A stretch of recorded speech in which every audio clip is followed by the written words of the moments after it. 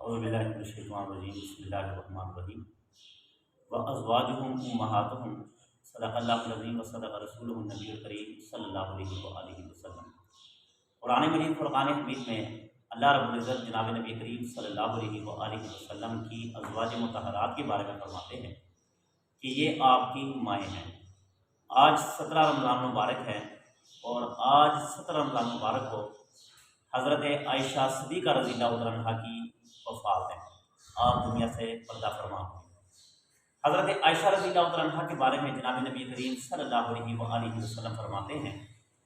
کہ بیویوں میں سے سب سے زیادہ پیار مجھے حضرت خدیجہ کے بعد حضرت عائشہ صدیقہ رضی اللہ عنہا سے ہے، اور اللہ کے نبی نے حضرت عائشہ کی فضیلت یہ بتائی کہ حضرت عائشہ مجھے ایسی عزیز ہے جیسے کہ تمام تر کھانوں میں لوگوں کو مجھے گوشت عزیز ہے، اس طرح مجھے حضرت عائشہ سے محبت ہے۔ حضرت عائشہ رضی اللہ عنہا وہ عورت ہے کہ قرآن مجید اترنے کے بعد مسلمان عورتوں میں اگر کوئی قرآن کی حافظہ بنی، قرآن کی عالمہ بنی، قرآن کی مدبرہ بنی تو وہ حضرت عائشہ صدیقہ رضی اللہ عنہا کی ذات بابرکت ہے۔ حضرت عائشہ صدیقہ رضی اللہ عنہا وہ دنیا کائنات کی بہترین عالمہ تھی کہ حضرات صحابہ کرام فرماتے ہیں کہ جب ہم سے کسی مسئلے میں غلطی ہو جاتی یا ہمیں پتہ نہیں چلتا تھا تو ہم حضرت عائشہ سے دریافت کر لیتے تھے، حضرت عائشہ ہمیں اس مسئلے کے بارے میں آگاہی فرماتی تھی۔ حضرت عائشہ صدیقہ رضی اللہ عنہا وہ عورت ہے کہ قرآن مجید فرقان حمید میں آپ کی طہارت کے بارے میں، آپ کی پاکیزگی کے بارے میں اللہ تعالیٰ نے آیتیں اتاری ہیں۔ جب مکہ کے کچھ لوگوں نے حضرت عائشہ صدیقہ رضی اللہ عنہا پر الزام لگایا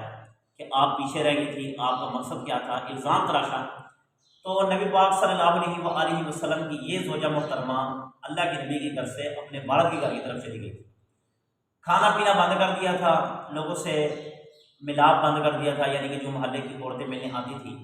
اور اکیلے کونے میں بیٹھ کر رونا شروع کر دیا کہ اللہ جی میری عصمت، میری پردہ دری پر ان لوگوں نے الزام لگایا ہے، اور میں تو زوجہ محترمہ جناب نبی کریم صلی اللہ علیہ وآلہ وسلم کی ہوں، میں کبھی سوچ بھی نہیں سکتی کہ ایسا میرے ذہن و گمان میں یا یہ لوگ میرے بارے میں لائیں گے۔ حضرت عائشہ کا یہ ادا اللہ تعالیٰ کو اتنی پسند آئی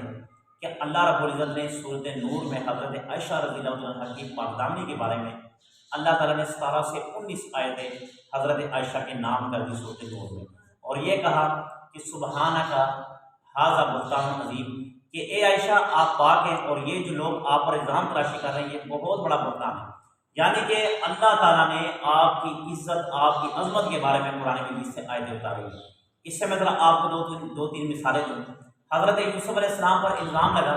کہ انہوں نے زلیخا کے ساتھ منہ کالا کیا، حالانکہ یہ بات سراسر غلط تھی۔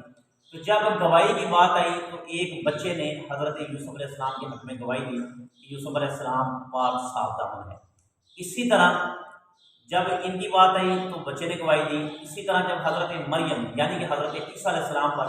الزام لگا کہ مریم کی شادی نہیں ہوئی تو لہٰذا یہ بچہ کس کا ہے، یہ بچہ یعنی کہ اس پر عیسیٰ علیہ السلام پر الزام لگا، اس وقت بھی عیسیٰ علیہ السلام کی عزت عظمت کی گواہی دی تو ایک بچے نے دی۔ اور جب حضرت عائشہ صدیقہ رضی اللہ عنہا کی بات آتی ہے تو اللہ تعالیٰ بچے سے گواہی نہیں دلواتے، کسی فرشتے سے گواہی نہیں دلواتے، کسی انسان سے گواہی نہیں دلواتے،